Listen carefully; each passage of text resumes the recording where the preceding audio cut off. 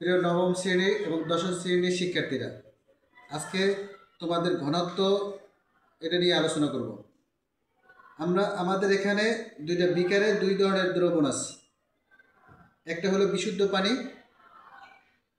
যার ঘনত্ব 1000, এবং অন্য একটা বিকারের ভিতরে লবণ মিশ্রিত পানি, যার ঘনত্ব পানির ঘনত্বর চেয়ে বেশি। কিভাবে ঘনত্ব বেশি এটা আমরা আজকে পরীক্ষার মাধ্যমে, এটা একটা জীবিত ডিম। জীবিত ডিমটি যখন প্রথমে আমরা বিশুদ্ধ পানির মধ্যে দিলাম, দেখা যায় বিশুদ্ধ পানির ভিতরে ডিমটি তলানি আকারে আছে। শিক্ষার্থীরা দেখতে পাচ্ছ? এরপরে এই ডিমটিকে আমরা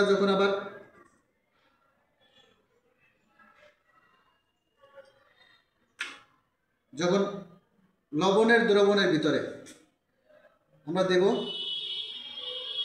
তখন দেখা যায় লবণের দ্রবণের কারণে এর পানির ঘনত্ব বেশি হওয়ার কারণে ডিমটি আবার বেশি উঠল।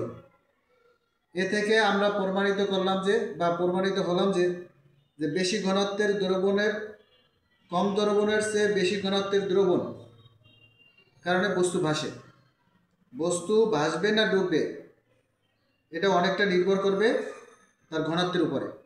ধন্যবাদ। ক্লিক করুন।